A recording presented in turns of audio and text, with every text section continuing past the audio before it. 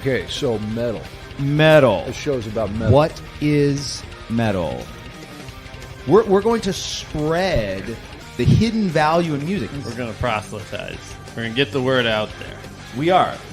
That's important.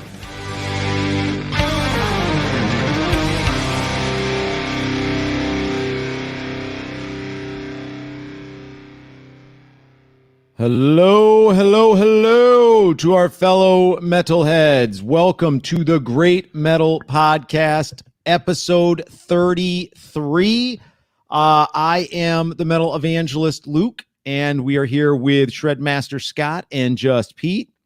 And guys, today we are going to hand you the keys so that you can seduce anyone with metal. The keys of seduction. I want these keys so bad. Oh, Shred, you are going to walk out of here and you're going to start unlocking all these locks, these pop locks. You're going to pop those lock cherries, get everybody into metal. That's what I'm really interested in. I got to pop those cherry locks. Let's get through those. Put that thumbnail up. This is what we're talking about here. We're talking that metal's so tasty, but how do you pop your friend's cherry on metal, right? Yep. You know, that's what we're looking for here. That's right. And you don't need Ozzy. It's tough to get the boobs. I mean, noobs. Into metal. It's hard. That's right. Especially noobs that have boobs. It's like somewhere between 30 and 40%, according to an article I read. I don't know. But I mean, I would say you go to a lot of metal shows. Is what? It's female? Metal consumers are female. Yeah.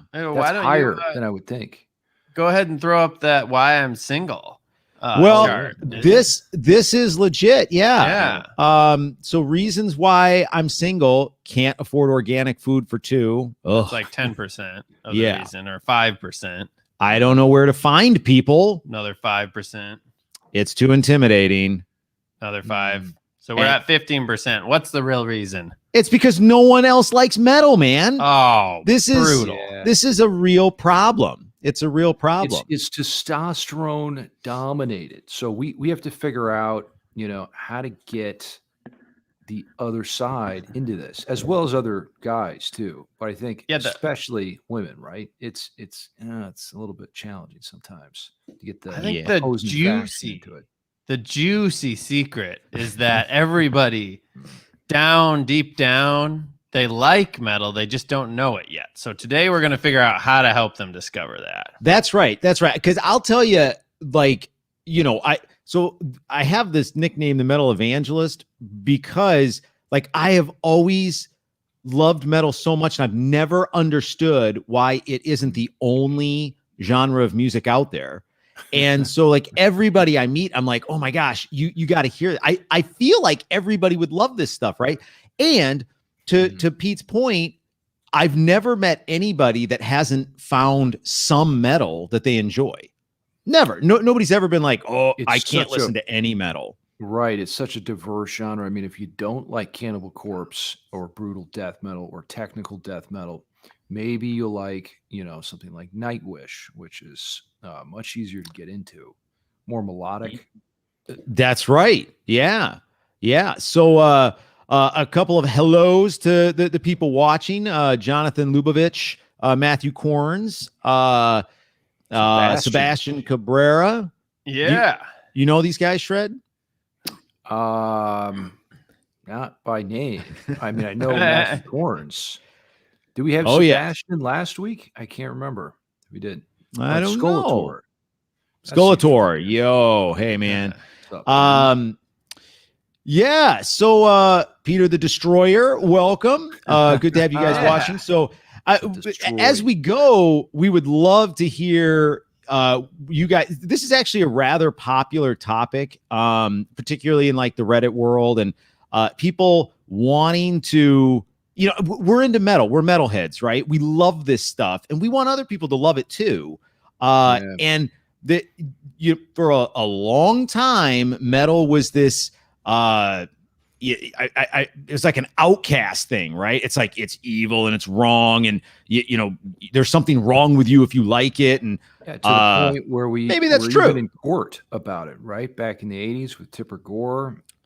Yeah, and, this was with the whole censorship, era where like, is this even okay to sell? It's got these explicit themes, explicit content, explicit lyrics. Can you imagine if they tried to like ban metal music? Oh my goodness! I'll riot. Take that thought out of your mind. Take that thought out of your mind. We couldn't even survive. I think they were trying, right? That's the whole thing with the Twisted Sister. Right. Essentially trying to ban it. And so there's a good segue into a lot of the early bands, that were leading the way to make metal more accepted, right? Isn't that a big part of it? So you got to learn how to run with the devil if you're going to get into metal, Oh, you do. You got to make, It's so true. Yeah. Well, and running with the devil, I think, that's where a lot of people do, particularly in my generation. I was a wee one throughout the 80s. So I really started listening to music seriously in the late 80s. And that's where I started, was 80s metal, right? Not so much Van Halen. I was big into like Scorpions, Def Leppard. My brother loved Def Leppard, and so I was like, oh, this is really cool stuff. Guns N' Roses. Oh yeah, they were like a heavier 80s metal. They had like a raw edge to them. GNR was kind of like a little bit more I don't know, testosterone driven. Yeah. I don't know. Yeah. But all those bands at the same time, they were all, had this like pretty boy androgynous, sort of strategy going up with the looks, and the hairspray and lipstick and everything. Right. It was an interesting time. It's an interesting time.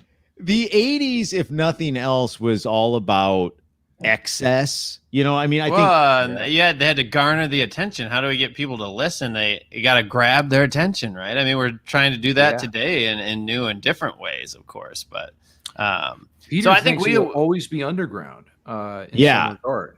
Lots of guy liner. Yeah, it's a great way to describe glam metal right there.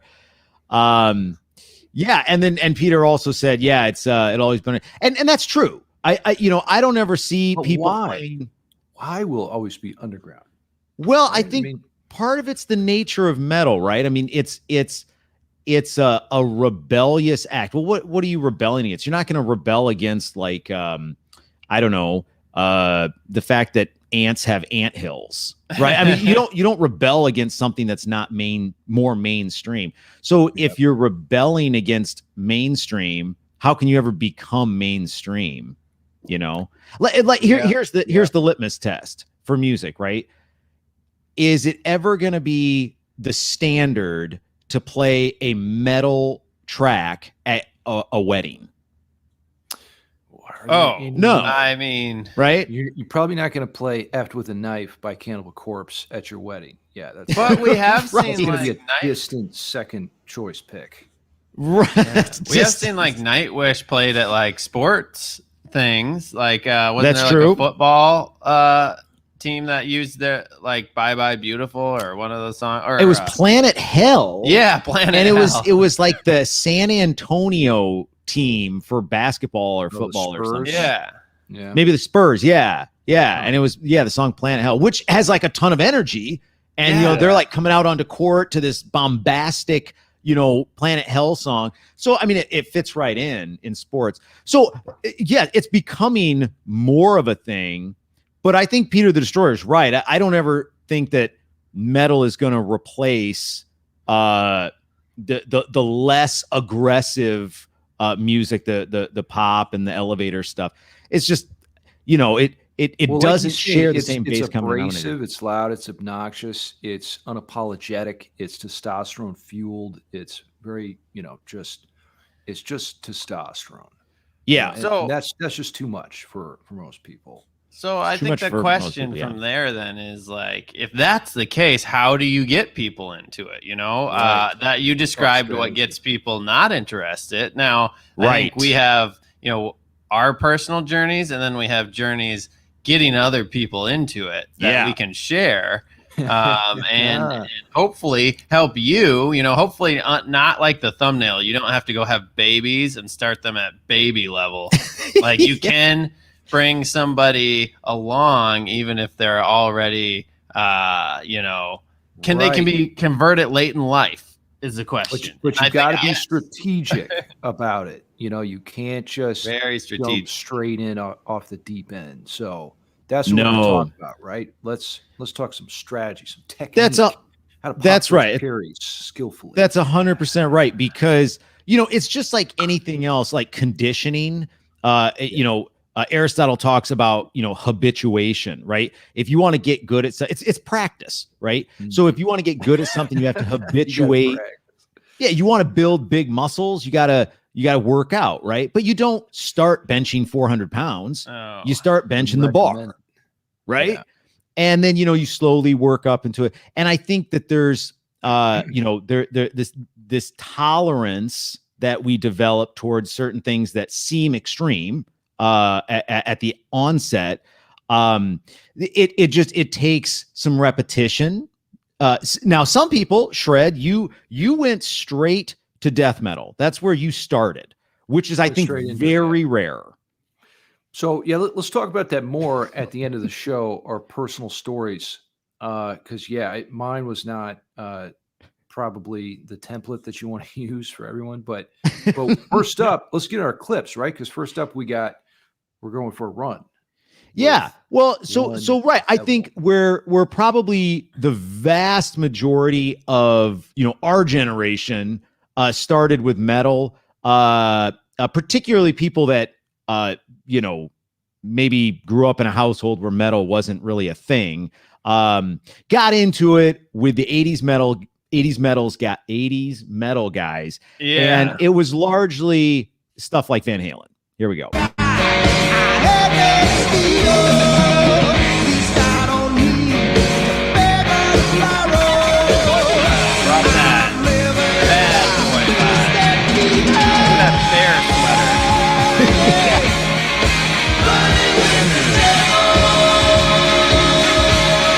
Oh yeah.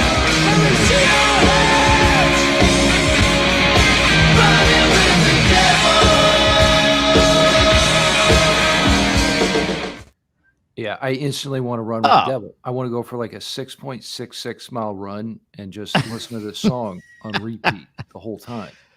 It's such a great track too. Well, they took the catchy idea of pop, and then they started making it into this metal genre by adding some heavier things and adding some more contentious lyrics. Right, you're running with the devil. It's not necessarily a pop lyric. So they got the ball rolling. One thing I thought there was an interesting comment there from Matthew. He said that he thinks it's easier to bring somebody into metal who has some musicality already. Basically somebody that understands the art form of it.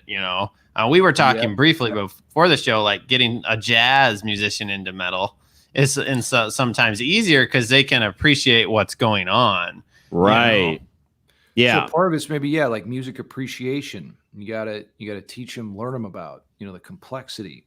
Check out EVH doing this crazy shit. That's amazing. Yeah, and so here's the question: how do you get from running with the devil to this?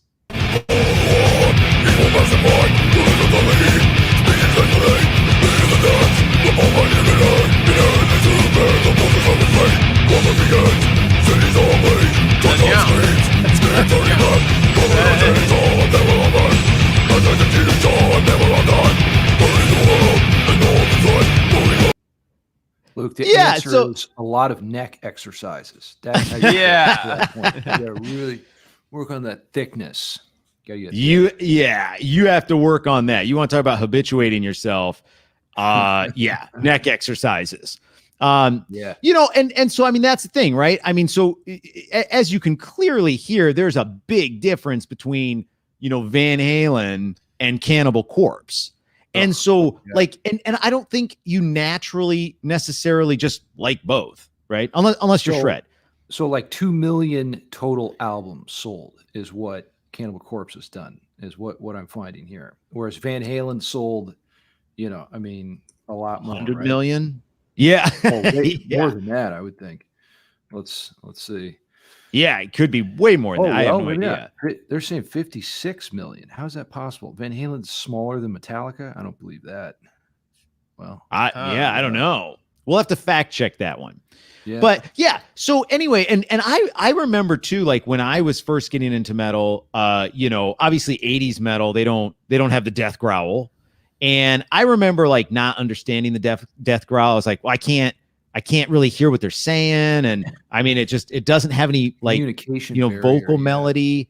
Yeah. And so that was always strange to me. But as I got more into metal, I started, it's hard for me to listen to music that doesn't have the death growl now. That's interesting. For me, I didn't necessarily care that much about what they were saying. I like the aggression of it, like the strong expression part.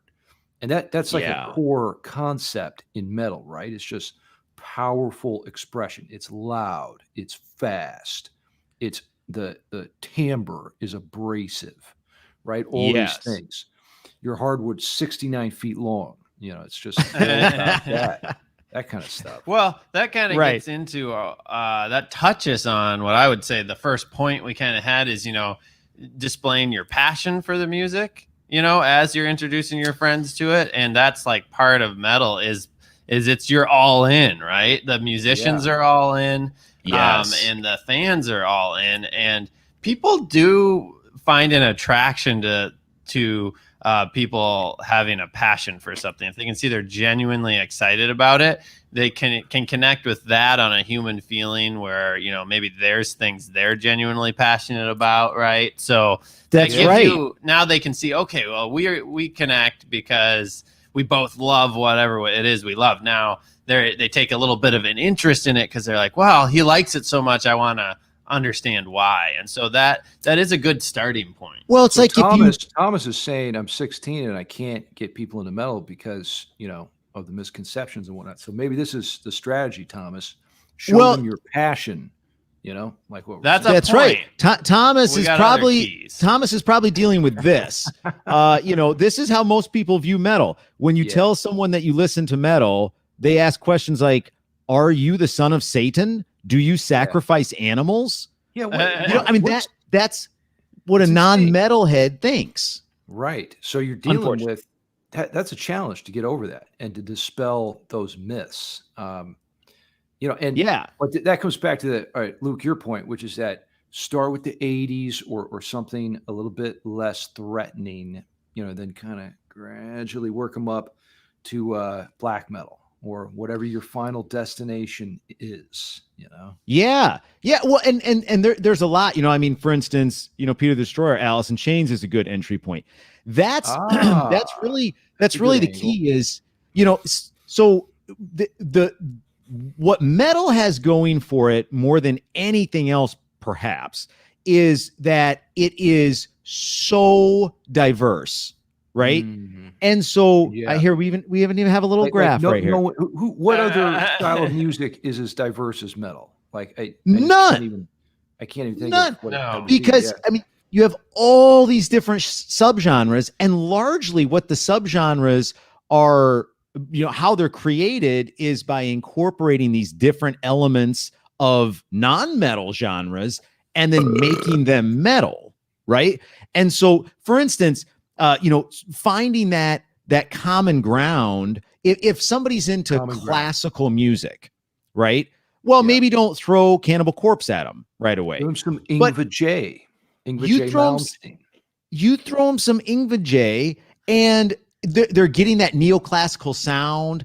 Power metal gives them this neoclassical sound. But then it's like, Beethoven with distorted guitars. Well, they like Beethoven, and now you're showing them Beethoven in a different way, right?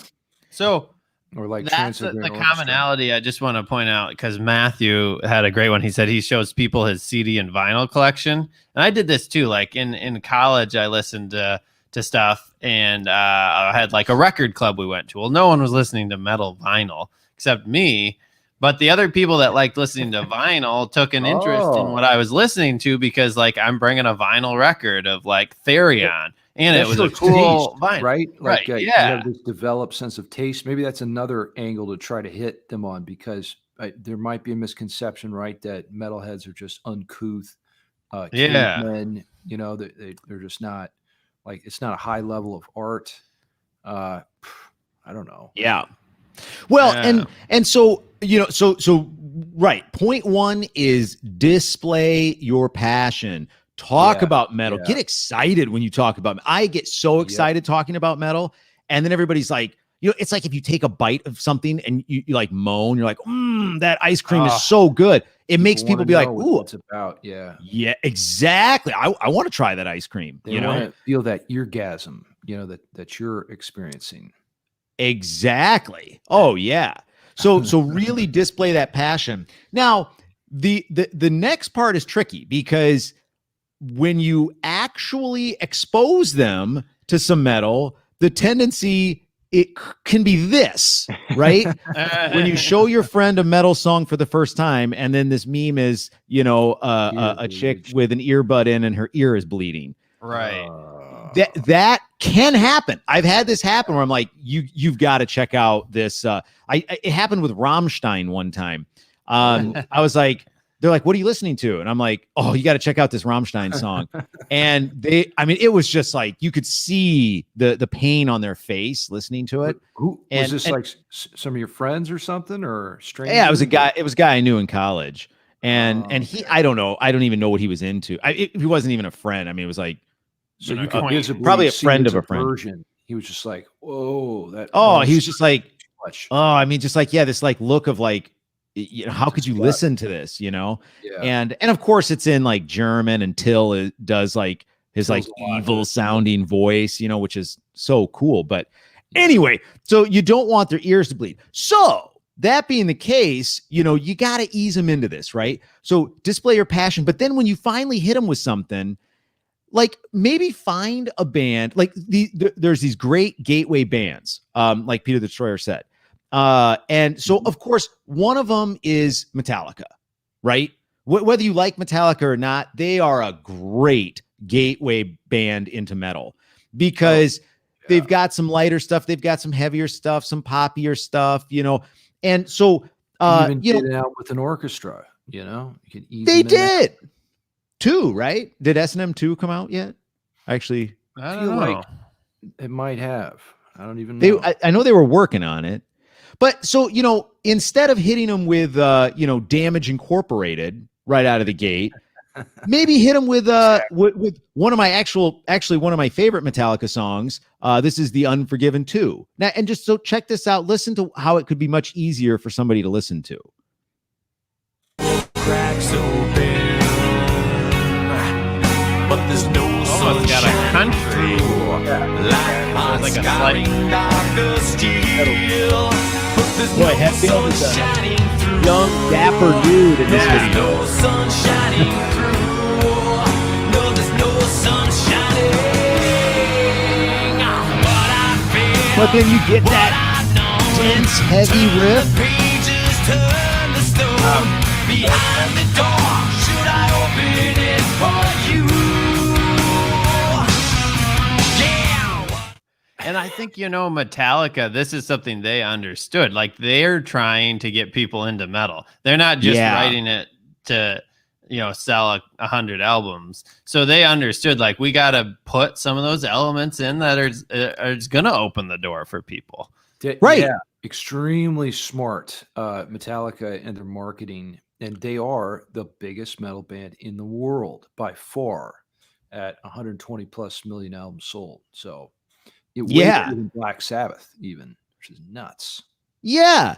And you know, listening to that is not an offensive to the ear song, right? But it has a high gain, you know, some of those characteristic elements.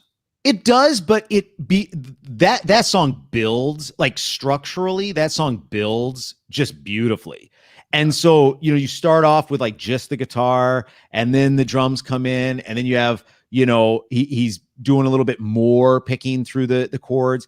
And then, so by the time the distortion comes in, it's kind of like it's just the next step in the energy level, right? It's a great build.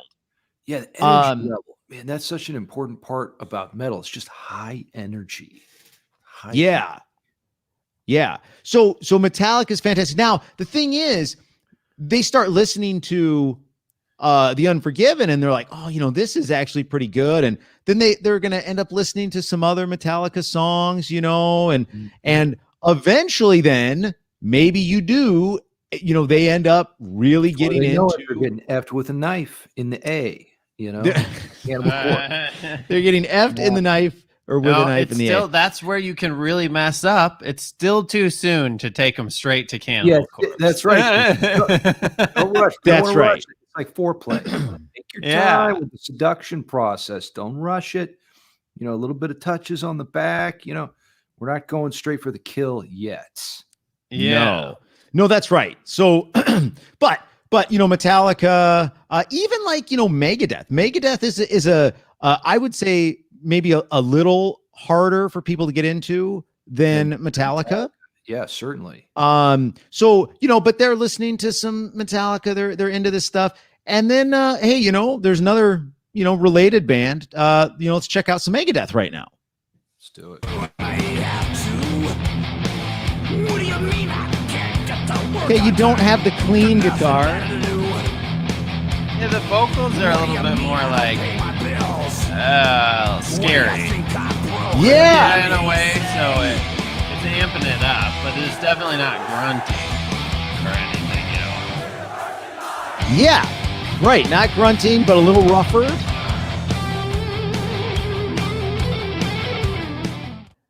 Peace sells. So who's buying metal? Not a lot of people. Not as many as should be. Well, that's the point of this episode. We need more people to buy metal. We need to get people into it. And so also people are into that. Now, Just Pete brings up a great point. The vocals get a little harsher there. Mustaine's vocals are a little harsher than Hetfield's. Yeah, and they certainly are. And this is what I have found to be the biggest turnoff to non-metalheads is the death growl. When you get to grunting, never, ever, ever, if you're going to expose people to metal, please do not ever start with any death metal bands, because they might not even mind the heaviness of the music.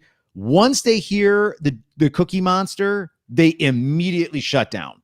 They're like, I can't understand it. It sounds so awful. And so you can't start there. You start with James Hetfield, and then you move to Dave Mustaine, and it gets a little gruffer. And then maybe there's a couple more steps in there, actually. And check this out. Esmo in the comments, he's saying it depends on cultural conditioning, where you're from. If you live in Iran, then maybe you're going to be more used to the sounds used in metal music, like the Phrygian dominant scale or something like that. That's an interesting point, actually. It would be really cool if we could get data on that. Like, Oh, I think he's right. I mean, and I think that's probably why metal is more popular in, say, Europe than it is in the United States. Yeah. Maybe. Sebastian Cabrera said, here in Mexico, it's like the most requested genre, and I think those genre markets are so huge by now here in Mexico. That's I think a really big deal, and part of the problem in the United States is, we as part of mass production, we went to the least common denominator. Yes. Right? So we're like, what is easiest to sell to the most people? It was all about sales, right? Versus like culture, maybe. Yes. Whereas I feel like in Europe, metal became more of the culture, right? Exactly. And of course, they're taught basically from a young age to appreciate culture more, wouldn't you say? And the culture in Europe goes back a lot longer. It's a much older place. I mean, and you have such a rich musical history coming from Europe and the Middle East. and obviously going all the way back to Africa. So it's like, in the U.S., Spock's Beard actually has a great song about it called "The Good Don't Last," and it's all about how we prioritized mass consumption over complexity, right? And that's really a key. Is the more complex something is, the harder you have to work to consume it, the less likely you are to consume it. The masses are to consume it. And so, so maybe we're just behind, right? Metal is more developed in, the metal taste is more developed in Europe and other places, South America. Maybe the US is we're just behind it. In another 50 years, 100 years, maybe we'll be as big of consumers. Not if we're not working at it, though. So that's but we got to work at it. We got to keep selling, folks. That's right. So, who's next? Where do we go next with this? I think. We were talking about the vocals, right? How do you overcome getting somebody into the death growl? Because eventually, when you start getting into deep into metal, you end up getting into the death growls, right?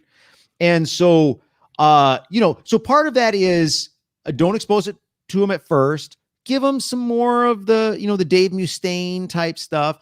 And then what I found to be extremely helpful is when you're ready to expose them to grunting, do it through Beauty and the Beast music. And can I put in here, though, I would also go in between this step to it and introduce there's certain genres that are going to be people are going to be more into. So like, I would get into like progressive metal a little bit if you're dealing with someone a little bit more musical, especially.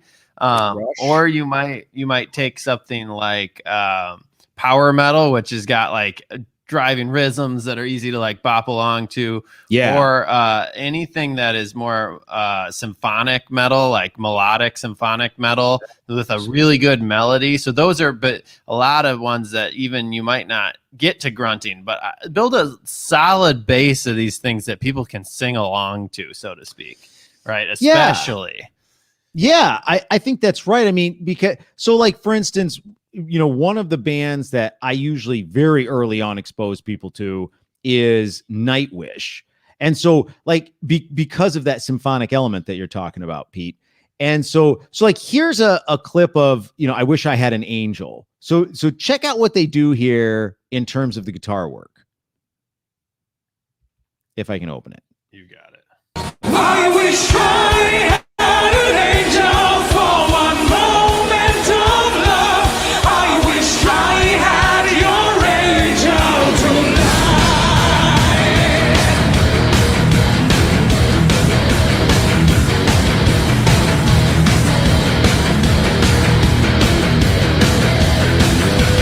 deep into the dying day.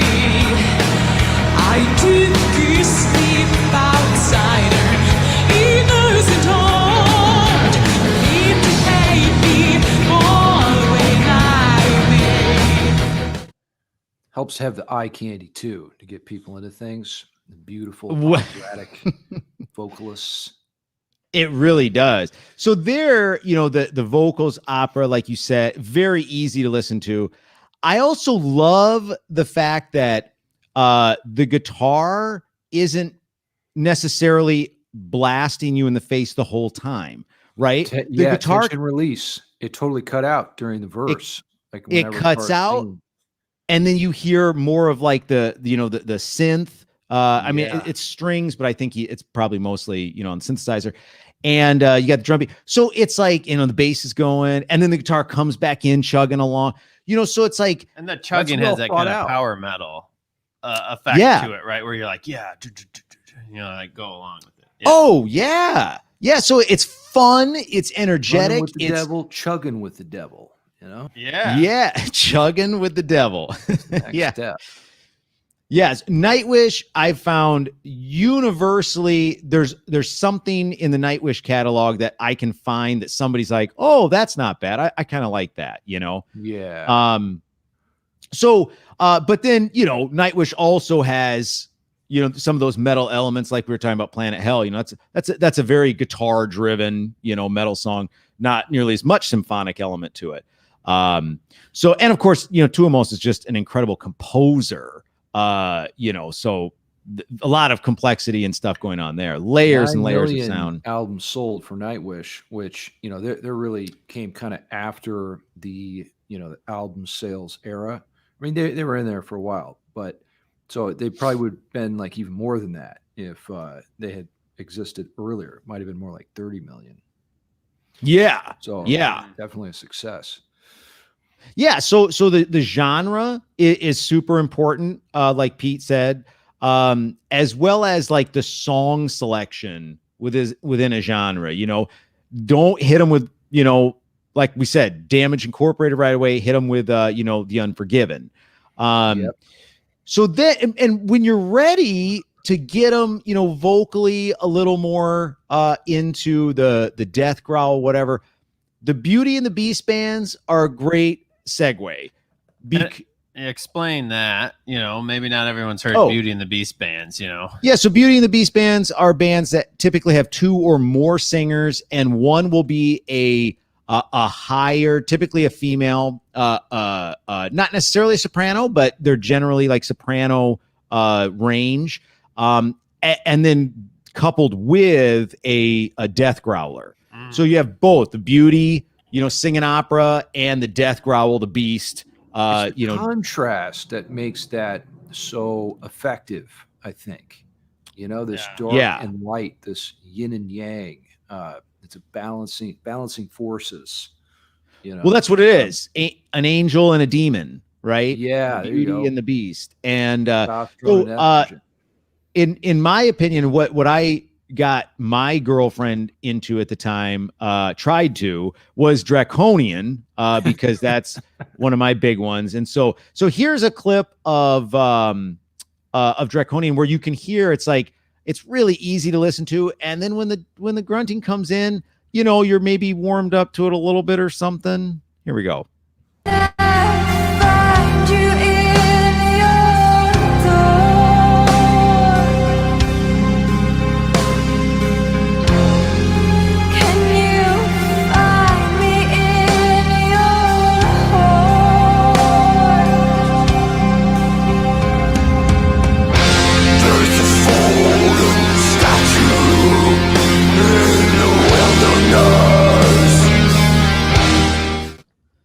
Oh man, yeah. It's you can just hear that power. You're just like, yes. You're being caressed, and then you're being scratched. And it's just the power there. That's when it gets rough in the bedroom. Start with some nice easy foreplay, but now it's BDSM time. No, Draconian does this a lot. Shred, you mentioned it when we were talking about this before. If you want to expound on what you said earlier about how they kept the melody. Yeah. I think they do this all the time in their songs, but go ahead. Yeah, it's just like, when they have the distorted guitars going, they add melodic content. Or when they have the growls going, they add melodic content in the guitars, right, to kind of balance it out. And when the beauty aspect or the female vocals are happening, then you don't need the melody, and you don't need the distorted guitars either. But it's just things to play around with, like when you're writing your own music, be thinking about these things, because that's going to make it more palatable, potentially, to your audience. Eskimo knows about Within Temptation. You know those guys, right, Luke? Within Temptation, absolutely. Sharon Den-Adel, a fantastic Beauty and band. the Beast scenario? I forget. They're not. They're just Beauty, but they have some songs with male singers. They're typically not death growls. But I think what he's probably referencing is that just like Nightwish, they're a great band, a gateway band to get non-metalheads listening to metal. A little bit up in the comments, I saw Matthew Corns that said Opeth was a gateway grunting into grunting for him. And I also, early on, Blackwater Park, that album, I was like, oh man, this is great. They have some, Beauty and Beast going on. That's controversial too, because I guess like post 2010, Opeth stopped doing the growls.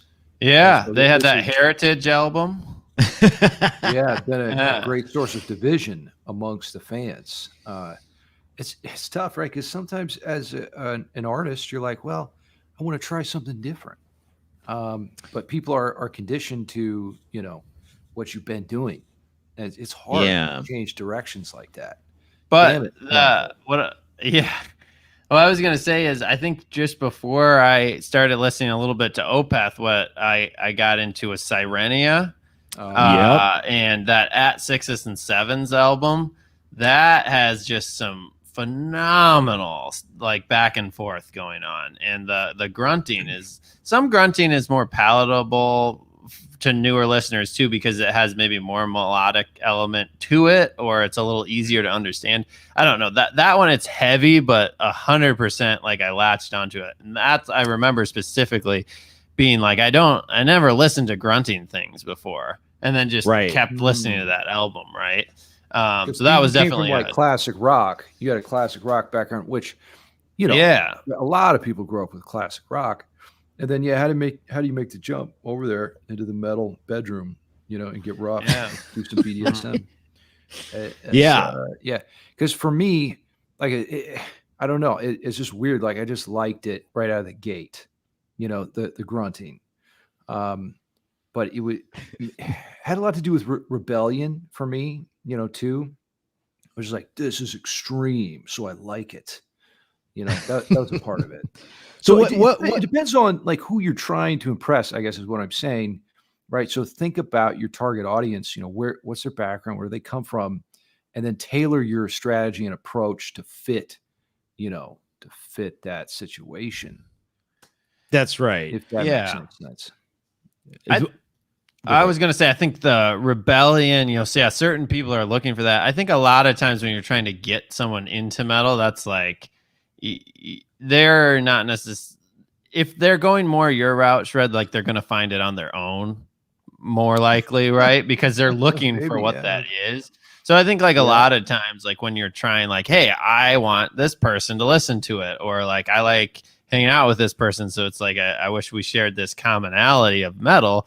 It takes that more intentionality of like stepping them into it, and that's where the jumping into the deep end is where they're like, wow, what, are you crazy? I mean, and then I think the tendency is to want to be like a little scared to share it with the next person, because you're like, well, I don't want people to think I'm some kind of like Satanist, which is just total like, crazy person that might go kill people, right? Like that's like just a misconception. And I think the raw shock of the heavy stuff, sometimes just that's where people's minds go. Oh, sometimes sure. I forget too that people haven't heard metal. Like there's people out there in the world that, are not used to this style of music, which I find hard to believe, just living in the information age. Like you have to have come across it at some point, but no. So just keep that in mind, when you're trying to get these people over or side of things here. And that's playing the long game, right? Keeping that in mind is a great point, because it's not like, okay, last week we listened to Van Halen, so this week we're gonna go to the next step, right? And like, people got to get comfortable and get reps on the albums and like get into it, Well, and at the same time, I mean, this is not about like brainwashing people into liking something that they don't like. Is it? Oh, maybe it is. For me, it's like this stuff is incredible. This music is incredible. And I think the vast majority of people would enjoy it if they were exposed to it properly, right? You're right, Luke. You're right. Just like so many other things, a lot of people, I know personally, a lot of people that just hate seafood, right? And I'm like, well, seafood is like, I don't know, depends on what experts you believe, but it's healthy for you.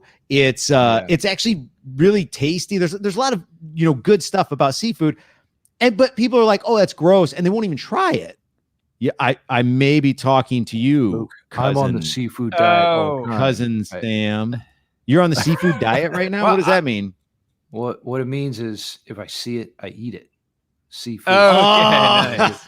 I'm I always on was that gonna side. maybe an even better analogy, and a couple of people in the comments it looked like were mentioning, there is, and we've talked a lot about this. There does seem to be some like genetic disposition, and I don't know if it's actually genetic or if it's like how you were raised.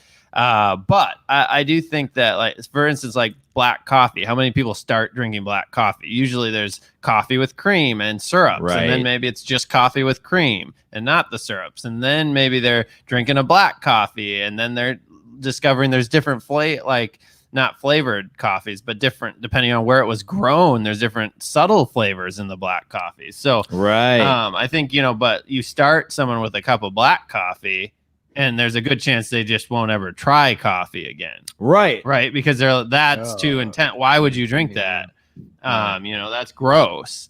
Right. And so I think that like acquired taste we often talk about, but then there's, I think, certain things that people are just never gonna, some people with all how they've been raised, or just genetically, like whatever that is, like they're not gonna latch onto it. So at some point you have to understand that. But the point I was trying to make is you can take someone who might eventually latch onto it and hit them with a black cup of coffee. They might eventually like coffee, but you give them a black cup of coffee and then they never give coffee another shot. Right. Right. That's Versus exactly right. if That you window of opportunity closes Right. on you. You can't get in. yeah, You want it. they're Yeah. just locked right up. So Logs right up. Yeah.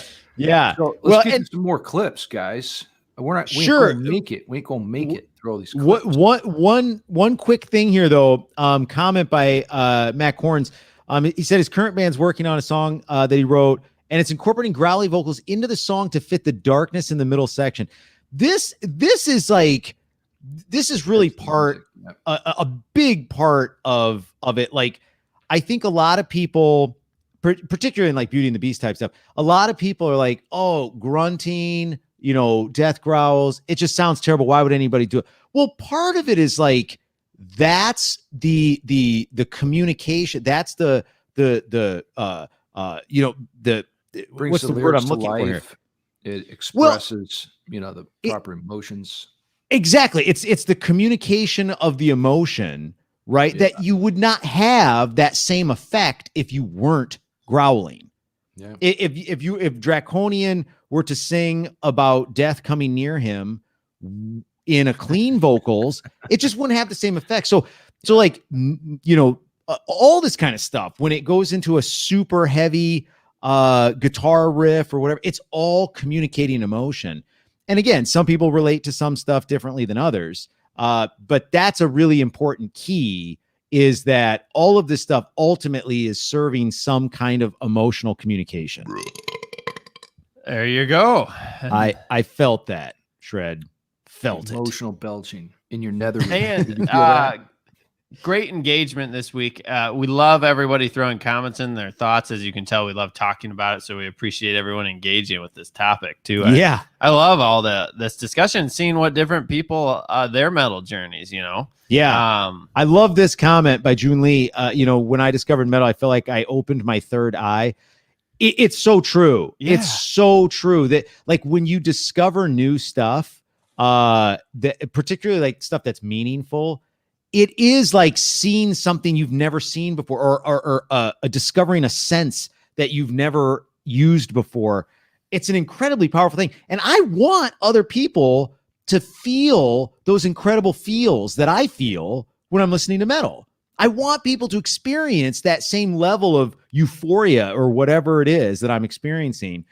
And so that's really important. It's not about shoving metal down people's throats.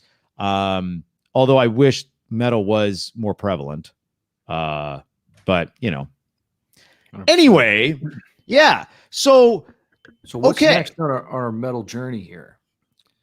Yeah, so we're getting people into metal. This is all good and stuff. And here's another thing, to make this go full circle. I think, and we talked about it, I saw it in the comments early on too. I think the way as metalheads, we often think it's like, well, let's start with the classics, right? Let's start with, Slayer, and, we'll start with thrash, right? Because that's where a lot of us started, or we got there very early. But I think that's you want to end up there, just like with Cannibal Corpse. You just can't start there a lot of times.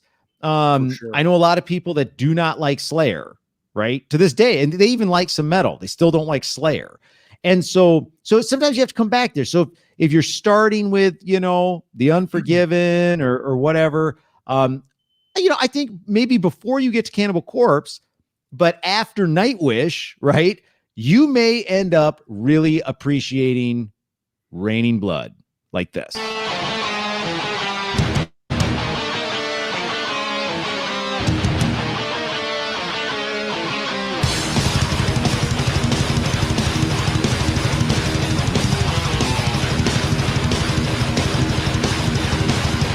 Having so much fun. Oh, yeah. Yeah.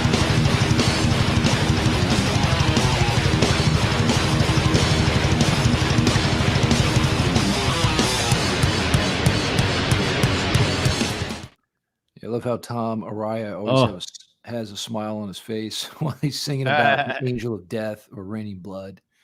He's having so much fun. He's loving every minute of that. Yeah, he actually really struggles with anxiety. He throws up before every show, he says. Oh, really? But when he's on stage, That's bad for your esophagus. Maybe, yes, Well, yes. It's good though. Maybe for the growly delivery, that distorted effect that he has. All right, Yeah. Jeff Hanneman, look out for spiders. Rumor has it he took a spider bite, and that's what killed him. Oh my! It was actually probably more cirrhosis of the liver because he drank tons of Heinekens. You saw he had like Heineken on his guitar. He was obsessed with Heineken. So maybe between that and the spiders, Well, the liver probably couldn't process the spider poison as well.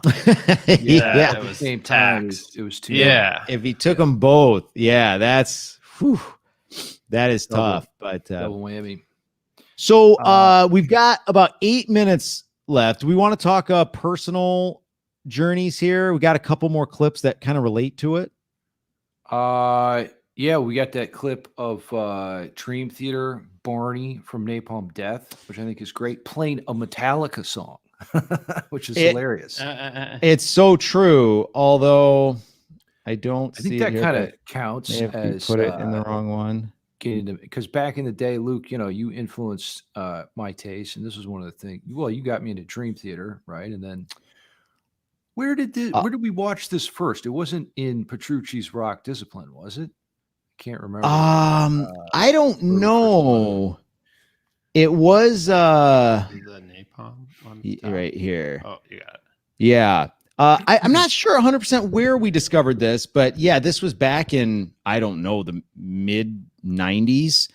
And Petrucci and the guys there decided that they wanted to do some like club shows and some covers. Yeah. It was, you know what? It was probably right after a change of seasons because they did a bunch of covers on the EP of A Change of Seasons. Yeah. So this would be like grindcore.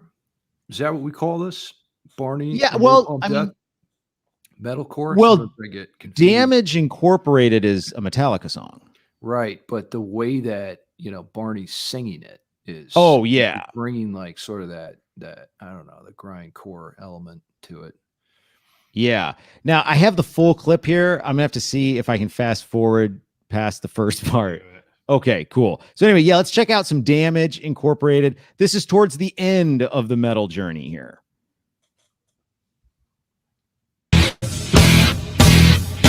Oh. There it is.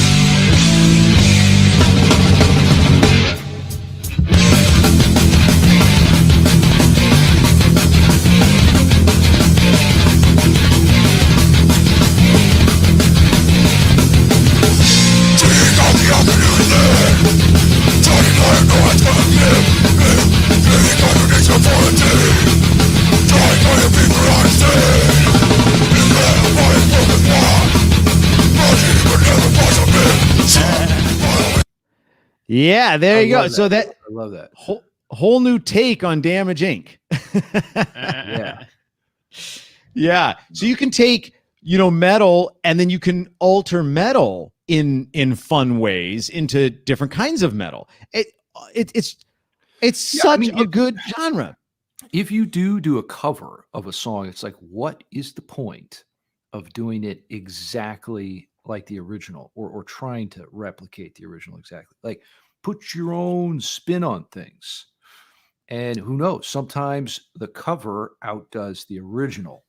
Like, for Yeah. example, Jimi Hendrix's cover of Bob Dylan's All Along the Watchtower. People know the cover more than the original. Or Johnny Cash's Hurt, which is a Trent Reznor song. Right. Yeah, I And wouldn't say that this song outdid the original, but it's something to think about. Well, but I think we talk about emotionality too, and Johnny Cash's, what the emotionality he brought to the song "Hurt," and with his whole story and everything, I Yeah. think he made it something unique. And it was like he was singing it from his perspective, his life, right?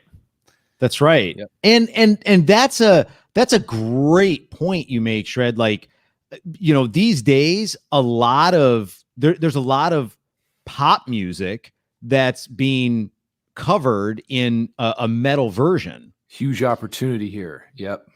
Huge opportunity. So if somebody's into pop music, maybe show them some Leo Morcioli, or some of these guys that I think that, what was it called? It was like Pop by Punk or something like that. There was like this series of albums where this band would take pop songs and like make them metal. And Yeah. so maybe somebody really likes Adele's Hello, and Leo takes Like it and makes it. Vikernes, he might like it. Varg, yeah, he doesn't set the rain on fire, he sets the church on fire. Was that the meme? Yeah, that's what it was. Yeah. So so I mean, metal covers of pop songs, great way to introduce people to metal. That's actually really smart. And it puts you in a unique space. So, I haven't heard something like this done before. WAP by Cardi B, but metal. Well, that's interesting.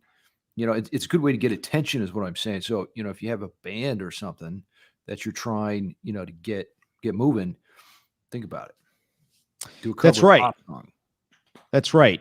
And then there's one other way, and this actually happened to me. I don't remember what year it was, early 90s. I saw that movie Mortal Kombat, and I was like, that was a really cool movie. And I was like, I really liked some of the music in it. And so I'm curious as to how many other people my age at that time bought this album. The soundtrack, not the score, but the soundtrack to Mortal Kombat was like all metal bands. And it was the first time I'd ever heard Typo Negative. It was the first time I ever heard Fear Factory. And it was the first time I had ever heard Napalm Death. And so let's check out Napalm Death. Imagine hearing this when you're like 10, 11 years old.